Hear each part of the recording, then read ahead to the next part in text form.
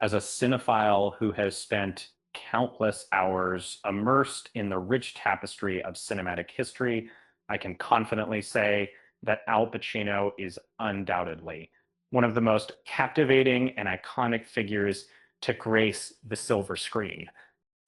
His latest revelation about his role as Tony Montana in Scarface, a performance that has resonated deeply with generations of viewers, only serves to underscore his enduring talent and the power of his artistry.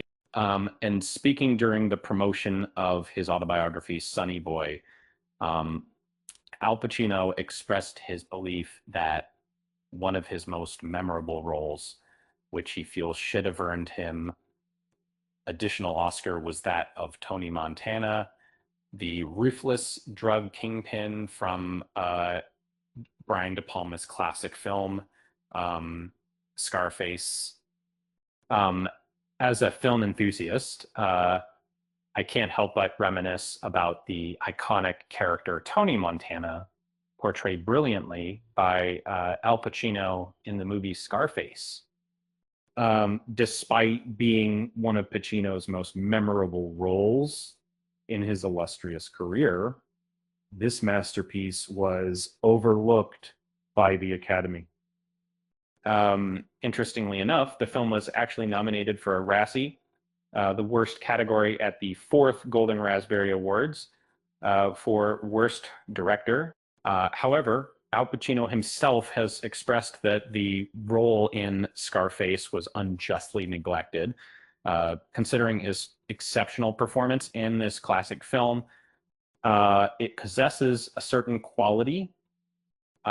It exuded strength that it was the hip hop culture that took it in, and they managed to discern the narrative within it.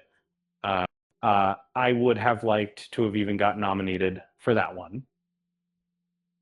Although Pacino didn't win an Academy Award for his role in the 1983 crime drama, he did earn the Best Actor Oscar in 1992 for his portrayal of retired Army Lieutenant Colonel Frank Slade in throughout his career, he has received a total of 7 Academy Award nominations, including those for films such as Al Pacino says he was almost fired from The Godfather. In his freshly published autobiography, Al Pacino discloses some surprising facts about iconic films he's worked on throughout his extended acting career. One astonishing fact is that he nearly lost one of his most recognized and critical roles, Michael Corleone in The Godfather. And as detailed in an excerpt from the book, as reported by The Guardian, Pacino confesses that the studio initially rejected him for the part, favoring actors like Robert Redford and Jack Nicholson instead.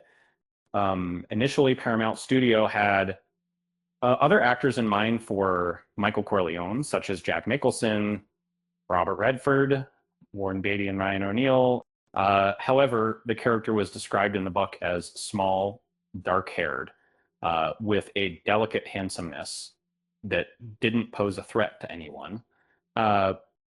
This wasn't the type of actor they were looking for initially, but it didn't necessarily exclude me from the role. It's fortunate that both Pacino and cinema benefited significantly as he developed strong relationships with director Francis Ford Coppola and fellow actor Diane Keaton. The story of their collaboration has since become cinematic history. Here's the twist. It was clear to me that Francis desired my presence. I could feel it, and I knew I wasn't mistaken. There's something incredibly empowering about a director wanting you, and this was no exception. Not only did he want me, but he also presented me with Diane Keaton As my co-star, although several actors were auditioning for the role of Kay, the fact that Frances wanted to team us up hinted at Diane's advantage in the competition. I was well aware of her successful career and her stage appearances in shows like Heron Play It Again, Sam with Woody Allen.